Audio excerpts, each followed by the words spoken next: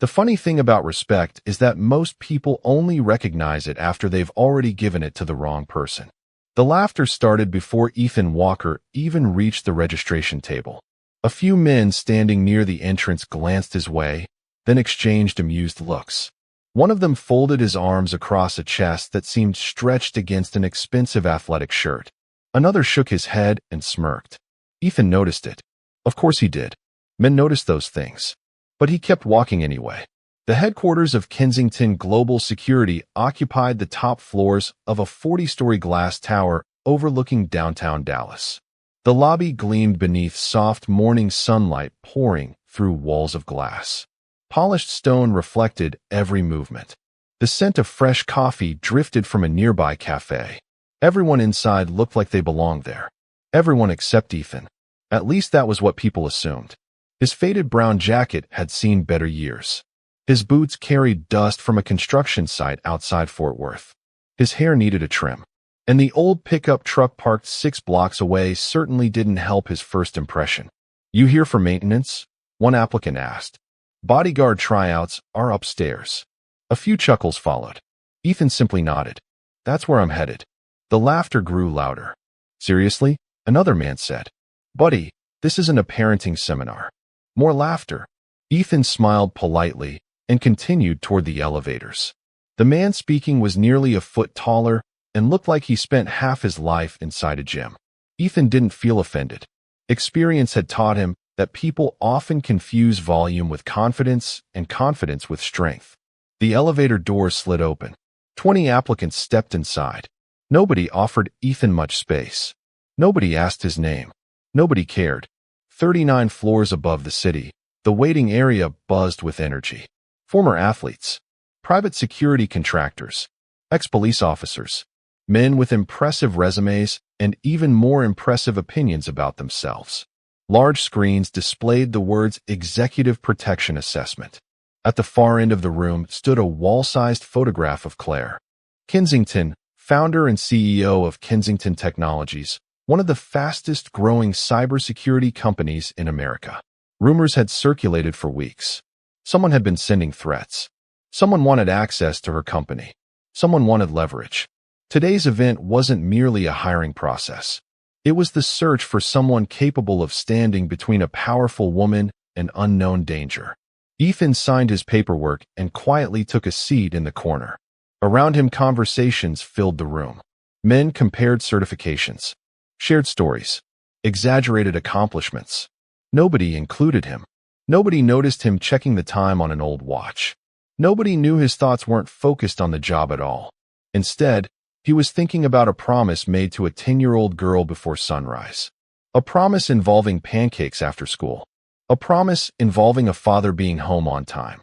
The noise inside the room suddenly faded when the main doors opened. Claire Kensington entered alongside several executives. Every conversation stopped. Every applicant straightened. Claire moved with calm authority, her navy business suit perfectly tailored, her expression composed. She greeted no one immediately. Instead, she studied the room. Her eyes passed over the confident smiles, the polished appearances, the eager faces. Then they briefly landed on Ethan Walker sitting alone in the corner. For a moment, something unreadable crossed her expression. Then she continued walking. None of them realized that before this day was over, the man they had laughed at would become the only person in the building who truly understood the danger heading straight toward Claire Kensington. Claire Kensington had learned long ago that confidence could be manufactured. She had seen it in boardrooms, investor meetings, and press conferences. People often walked into a room wearing certainty like an expensive suit. The problem was that certainty rarely survived pressure. Character did. As the applicants were escorted toward the evaluation floor, Claire stood behind a glass observation wall overlooking the training area below. The space stretched nearly half a football field in length, filled with assessment stations designed to test judgment, awareness, discipline, and decision-making. Contrary to what most applicants believed, this was not a competition of strength. Strength was easy to find. Wisdom was rare. Beside her stood Marcus Reed, the company's head of operations. He handed her a digital tablet containing applicant profiles. "The favorites are at the top," he said. Claire glanced through the names. Former athletes, security consultants, men with impressive photographs and carefully polished histories. Then she reached Ethan Walker's file. The page contained surprisingly little information. No lengthy biography, no promotional endorsements, no list of private clients. Just basic qualifications and a work history that seemed almost intentionally ordinary. Construction, equipment maintenance, contract labor. Claire frowned slightly. This cannot be complete. Marcus looked down. That was my first thought too. And background verification came back clean. Claire studied the sparse page again. Something about it bothered her. Not because it revealed too much. Because it revealed almost nothing at all.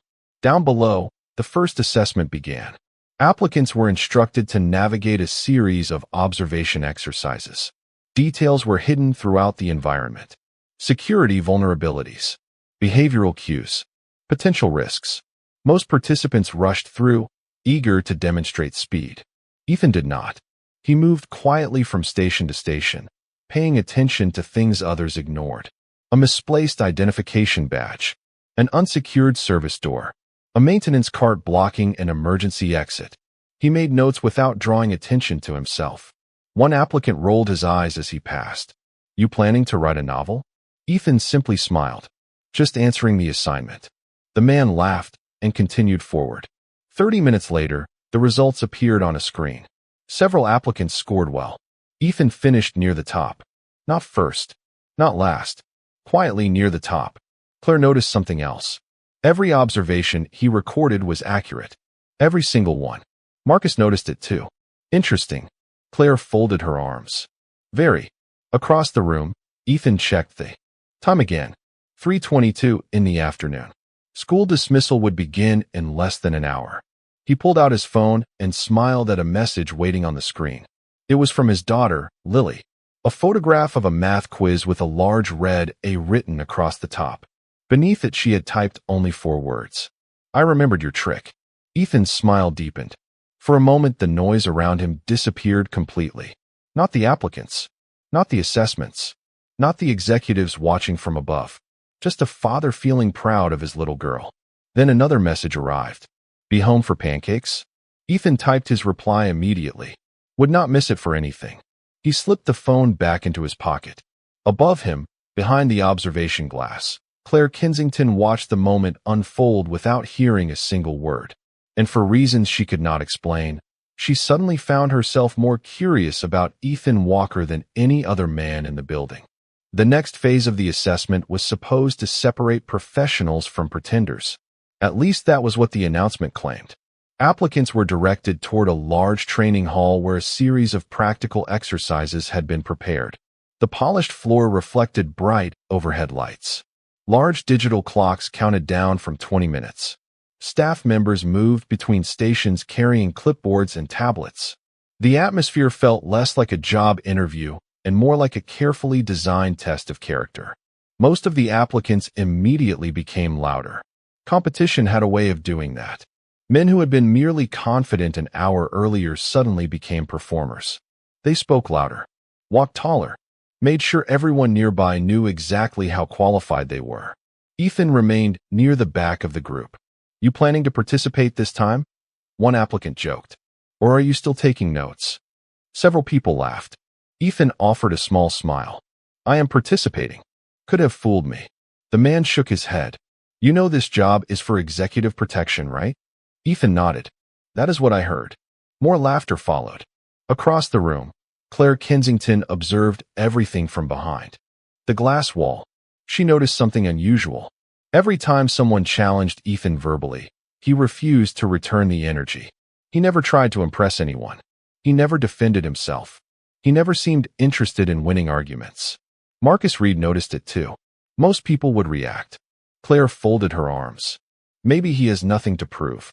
The next exercise involved decision-making under pressure.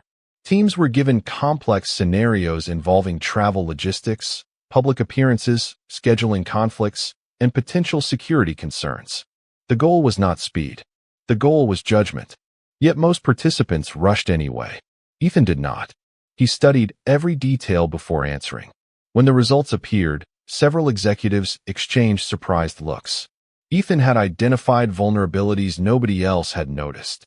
A transportation issue, an unsecured access route, a flaw hidden inside an event schedule. Not dramatic mistakes. The kind of mistakes that only mattered when they suddenly mattered a lot. Claire looked down at his file again. The empty spaces seemed louder now.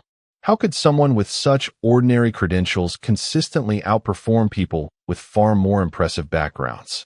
Something did not fit. As the afternoon continued, another executive entered the observation room, carrying a folder. "Claire," he said quietly, "there is something you should probably see." She accepted the folder and opened it. Inside was a preliminary report from an independent investigator hired to review applicants. Most files contained several pages. Ethan Walker's file contained less than 1 page and a single note highlighted in yellow. Verification incomplete. Additional records unavailable. Claire looked up immediately. Unavailable. The executive nodded. That is the exact word they used. For the first time all day, genuine curiosity appeared in her eyes. Meanwhile, Ethan sat alone near a window overlooking downtown Dallas. The sun had begun its slow descent toward the horizon, painting the glass towers in shades of gold. Around him, conversations continued. Bragging continued. Competition continued. But Ethan was focused on something else entirely. He checked the time once more and smiled faintly. If everything stayed on schedule, he could still make it home in time for pancakes. What he did not know was that several floors above him, Claire Kensington had just begun asking questions that would eventually uncover a past nobody in the building expected. The atmosphere inside the training facility changed shortly after 4 o'clock. The casual confidence that had filled the room all afternoon slowly hardened into tension. Applicants who had spent hours talking about leadership and discipline suddenly became much quieter when they saw the final assessment area being prepared. Staff members rolled away equipment. Chairs were moved aside. A large open space emerged in the center of the room. Conversations dropped to whispers. Even Ethan noticed the shift. Across the observation floor, Claire Kensington stepped away from the glass wall and entered a private conference room. Waiting for her were 2 senior executives and a security consultant named Victor Hale. Victor had spent 20 years advising Fortune 500 companies on executive protection. He rarely looked impressed by anything. Today was no different. He slid a folder across the table. "I think we have a problem." Claire opened it. Inside were photographs, reports, and copies of threatening messages received over the previous 6 months. Most had been dismissed as harassment. A few had not. One message stood out. It contained details that should never have been public. Claire's expression tightened. How many people had access to this information? "Very few," Victor answered. "That is why I am concerned." Silence settled over the room. Outside the windows, late afternoon sunlight painted the Dallas skyline gold. Inside, the air suddenly felt colder. "You think someone close to the company is involved?" Claire asked. Victor nodded slowly. "I think someone already has access." The words lingered. Nobody spoke for several seconds. Meanwhile, back on the evaluation floor, applicants were being divided into groups. The final assessment had not yet been explained, which only increased speculation. Some candidates paced. Others stretched. A few tried to project confidence they know. Longer felt. Ethan sat quietly near the edge of the room. His phone vibrated once. Lily had sent another message. "Pancake ingredients acquired. Do not be late." Ethan smiled despite himself. He typed back immediately. "I will be there. Save me some syrup." Across the room, one of the larger applicants noticed him smiling at his phone. "Still texting?" he called out. Maybe he is asking Google how to pass the next test. Laughter rippled through the group. Ethan slipped the phone into his pocket. Maybe. More laughter followed. But this time something felt different. A few applicants were no longer laughing quite as hard. They had watched him all afternoon. They had seen his scores. They had seen how often he noticed things others missed. Doubt was beginning to replace amusement. High above the floor, Claire returned to the observation area carrying Victor's folder. Her attention drifted immediately toward Ethan. He was sitting exactly where she had last seen him. Calm, patient, uninterested in attention. It made no sense. The incomplete file. The consistent performance. The absence of ego. Every answer seemed to create another question. Then a staff member approached the center of the room, holding a tablet. "Ladies and gentlemen," he announced, "the final evaluation will begin in 10 minutes. The room became completely silent. Nobody knew it yet, but the next hour would expose far more than professional qualifications. It would reveal who people truly were when appearances stopped matching. The final evaluation was not what anyone expected. There were no dramatic obstacles, no displays of strength, no complicated equipment. Instead, the applicants were guided into a large conference space designed to resemble a real executive event. Tables had been arranged throughout the room. Staff members played the roles of guests, employees, journalists, and vendors. The objective was simple: observe, assess, identify potential risks before they became problems. The moment the exercise began, most candidates scattered across the room trying to impress the evaluators. Some moved quickly from group to group. Others inserted themselves into conversations. A few became so focused on looking important that they stopped paying attention altogether. Ethan did neither. He entered quietly and stood near the edge of the room for several seconds. His eyes moved slowly across the environment. Entry points, exit routes, blind spots, patterns. The details revealed themselves one by one. A catering cart partially blocked an emergency corridor. A guest badge displayed the wrong company logo. A man posing as a vendor seemed unusually interested in executive schedules. None of it appeared dramatic. Yet Ethan noted every detail. 20 minutes later, the participants gathered for review. The evaluators began comparing observations. Several candidates proudly listed obvious concerns. Others argued over minor details. Then the lead assessor reviewed Ethan's report. The room gradually became quiet. Every item on the list was accurate. More importantly, several issues had gone completely unnoticed by everyone else. The assessor looked up. "Mr. Walker, how did you identify the unauthorized vendor?" Ethan shrugged lightly. He watched people instead of his assignment. Silence followed. And the badge discrepancy? Wrong logo version. The company updated it last year. More silence. The applicants exchanged looks. For the first time all day, nobody laughed. Above the floor, Claire Kensington leaned forward slightly. Marcus Reed stared at the screen. Victor Hale remained expressionless, but even he seemed interested now. Then something unexpected happened. One of the candidates stood up. His name was Ryan Mercer, a highly decorated private security contractor and one of the favorites entering the competition. He had spent most of the day dismissing Ethan as an amateur. "I do not buy it," Ryan said. The room turned toward him. "You expect us to believe he just noticed all of that?" The lead assessor frowned. "What exactly are you suggesting?" Ryan folded his arms. "I am suggesting there is more to this guy than he is telling us." Several applicants nodded. Ethan remained calm. There usually is more to everyone than people assume. A few evaluators exchanged glances. Ryan studied him carefully. For the first time, the confidence in his expression seemed mixed with uncertainty, not fear. Respect, the kind that arrives reluctantly. Above them, Claire looked down at Ethan and felt the same growing realization. Whatever story Ethan Walker was carrying, it had nothing to do with construction work or maintenance contracts.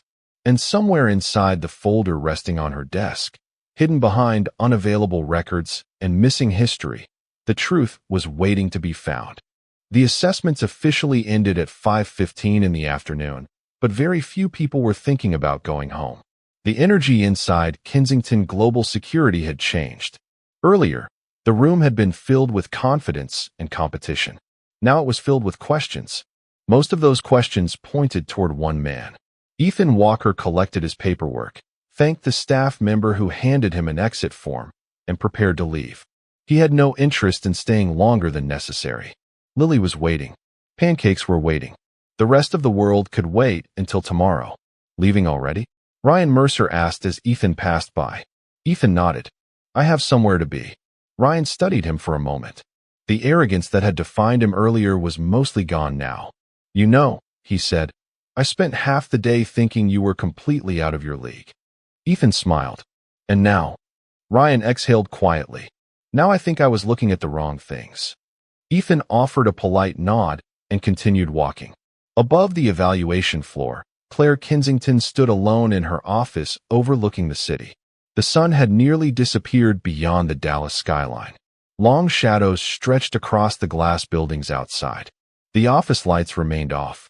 Only the fading glow of evening illuminated the room. A soft knock sounded at the door. Victor Hale entered carrying a tablet. "You were right," he said. Claire looked up immediately. "You found something?" Victor placed the tablet on her desk.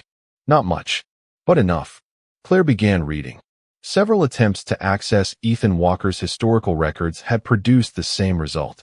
Restricted. Archived. Authorization required. Certain sections had been removed entirely. Others appeared to exist, but could not be viewed through normal channels. Claire frowned. "That does not happen with construction workers." "No," Victor agreed. "It does not." Claire continued scrolling. Then she stopped. One line had escaped removal. It was brief, barely a sentence, but it caught her attention immediately.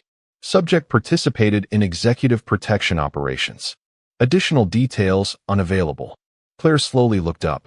Executive protection? Victor nodded. That was my reaction too. Silence settled between them. Outside, the last traces of sunlight disappeared behind the horizon. Somewhere below, elevators opened and closed as employees left for the evening. Claire stared at the screen again. Executive protection. The exact field they were hiring for. The exact field Ethan claimed almost no experience in. Suddenly, his perfect observations made sense. His calm made sense. Even his refusal to impress people made sense. But a larger question remained. Why would someone with experience serious enough to generate restricted records be working construction jobs in Texas? Meanwhile, Ethan stepped out of the building and into the cool evening air. The city lights were beginning to glow. Traffic moved steadily through downtown streets. He checked his phone. One new message waited. "Hurry. Pancakes cannot wait forever." Ethan laughed quietly and headed toward his truck. He never saw the dark sedan parked across the street. He never noticed the person sitting inside watching the building. And he certainly did not know that the same person had been watching Claire Kensington's office for nearly 3 hours. Because while Claire had finally begun uncovering pieces of Ethan's hidden past, someone else was already focused on the future. And that future was moving closer with every passing minute. The next morning arrived with clear skies over Dallas and a sense of calm that proved misleading. Ethan Walker spent the early hours exactly where he preferred to be. Not in a boardroom. Not in a security office. Not chasing prestige. He sat across from Lily at a small kitchen table while she enthusiastically explained a science project involving bridges made from craft sticks. Sunlight spilled through the window. The smell of coffee and maple syrup lingered in the air. For a brief moment, life felt simple. "Did you get the job?" Lily asked. Ethan smiled. "I do not know yet." She tilted her head. "I think you will." "Why is that?" "Because you always notice things other people miss." Ethan laughed softly. Children had a way of saying profound things without realizing it.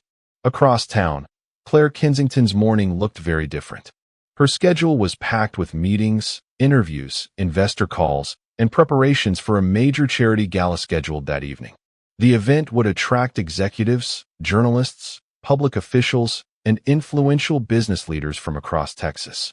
Normally, Claire would have viewed it as another obligation. Today, however, Victor Hale's warning remained fresh in her mind. Someone had access. Someone knew things they should not know.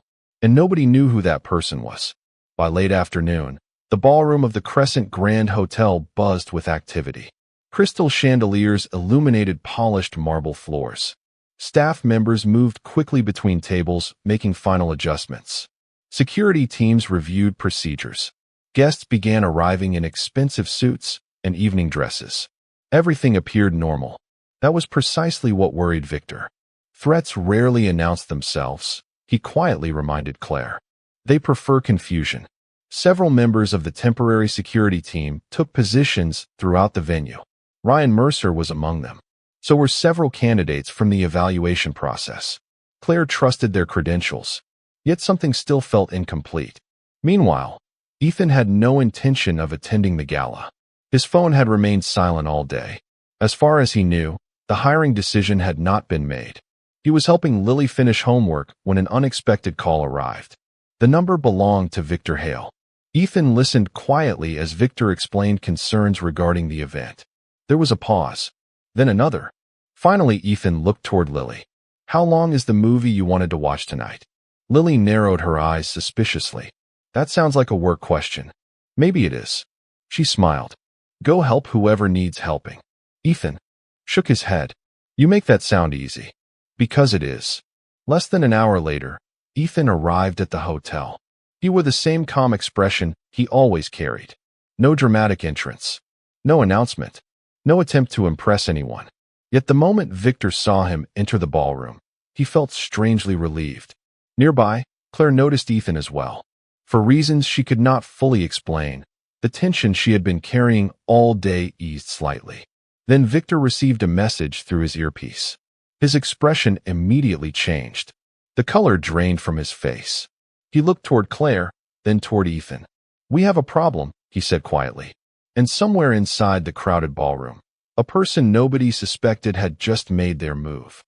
For several seconds, nobody moved. The ballroom remained filled with soft music, polite conversation, and the gentle clinking of glassware. To the guests, everything appeared perfectly normal. To Victor Hale, it was not. He looked down at the message on his secure device and felt a chill run through him.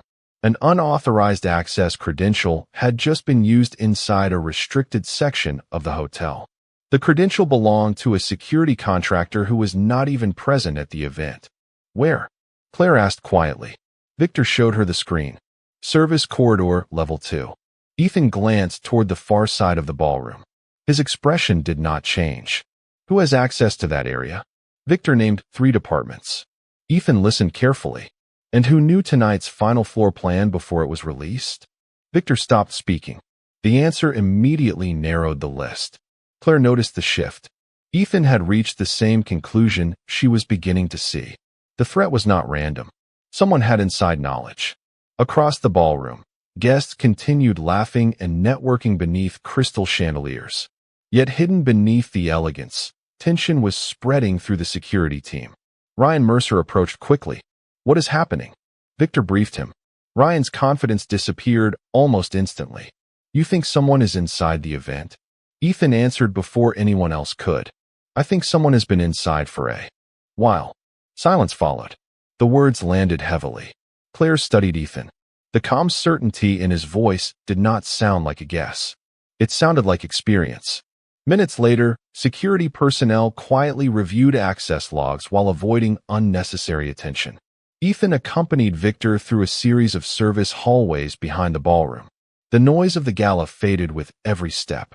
Fluorescent lights hummed overhead. Industrial carpeting softened their footsteps. The air smelled faintly of fresh paint and cleaning supplies. Ethan stopped near an intersection of corridors. "Something wrong?" Victor asked. Ethan glanced toward a maintenance door. "Look at the hinges." Victor frowned. The hinges were clean. Too clean. Every other door in the corridor showed normal wear.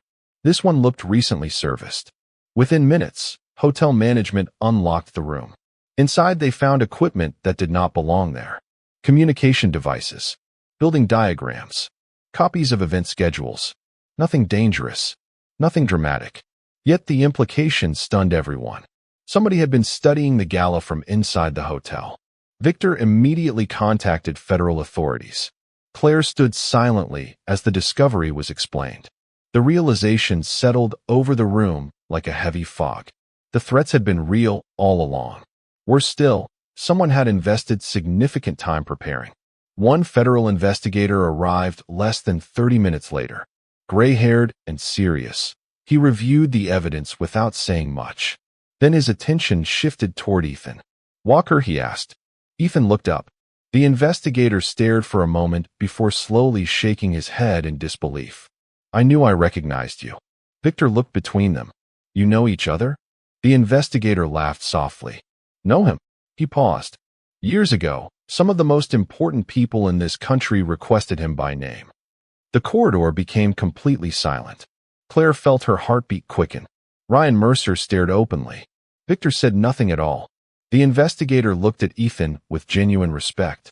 I never thought I would see you at a private hiring event. Ethan seemed almost uncomfortable by the attention. That was a long time ago. Maybe, the investigator replied. But some people still remember the man they called Viper. And in that instant, every unanswered question surrounding Ethan Walker suddenly became far more interesting than anyone had imagined. The silence that followed seemed louder than any announcement made that evening. Nobody laughed. Nobody questioned the quiet man from the hiring event anymore. Ryan Mercer stared at Ethan Walker as though he were looking at an entirely different person. Victor Hale slowly folded his arms. Claire Kensington remained still, absorbing everything she had just heard. Viper. The name lingered in the air. Yet what surprised her most was not the revelation itself. It was Ethan's reaction to it. There was no pride in his expression, no satisfaction, no attempt to reclaim attention. He looked almost uncomfortable. That was another life, Ethan said quietly. The federal investigator nodded. Maybe, but some people never forgot what you did. Ethan did not answer. A few minutes later, federal authorities assumed responsibility for the investigation. Evidence was collected. Statements were taken. The immediate concern had passed. The gala resumed, though the atmosphere felt different now. Guests continued talking beneath the chandeliers, but word of the unusual discovery spread quietly through the room. Claire eventually stepped onto a balcony overlooking downtown Dallas. The night air felt cool against her face. Below, headlights moved through the city like streams of light. A moment later, she heard the balcony door open behind her. Ethan stepped outside. Neither spoke immediately. For several seconds, they simply stood there watching the skyline. You could have told us, Claire finally said. Ethan smiled faintly. Told you what? Who you really are. Ethan looked toward the city. I am exactly who I said I was. Claire studied him carefully. Most people would have led with the impressive parts. Most people are trying to be noticed. The answer made her laugh softly. Then her expression grew serious again. Why leave it behind? Ethan took a long breath. Because one day, I realized my daughter needed a father more. Then the world needed another security specialist. The words settled gently between them. Claire lowered her eyes. For all the reports she had read and all the accomplishments she had heard mentioned, that simple answer revealed more about Ethan than anything else. Not the operations. Not the records. Not the nickname. Character had always been the real story. Later that evening, as guests gradually departed, Claire gathered her executive team in a private conference room. The hiring decision was no longer difficult. Victor smiled when he saw the final paperwork. I assume this means we are making an offer. Claire nodded. The position is as if he wants it. The following morning, Ethan arrived at Kensington headquarters expecting a routine meeting. Instead, Claire personally handed him the offer. He reviewed the document carefully. Then he looked up. There is one condition. Several executives exchanged confused glances. Claire smiled. What is it? Ethan placed the contract on the table. If Lily has a school event, a science fair, a recital, or anything important, I will be there. The room became quiet. Claire did not hesitate. Then we will build the schedule around Lily. Ethan looked at her for a moment before finally extending his hand. Claire shook it. Across the room, Victor smiled. Ryan Mercer nodded with genuine respect. And for the first time since entering the building, Ethan Walker accepted the job. Yet the moment nobody would remember was not the handshake. It was what happened an hour later. Claire passed Ethan's office and glanced through the open door. There he was, the man once known by a name that commanded respect across entire agencies, sitting at his desk smiling at a picture sent by his daughter. In that photograph, Lily proudly held a stack of pancakes shaped like a castle. Claire stopped walking. Then she smiled. Because in the end, the strongest man in the room had never been defined by the secrets he carried. He was defined by the promises he kept.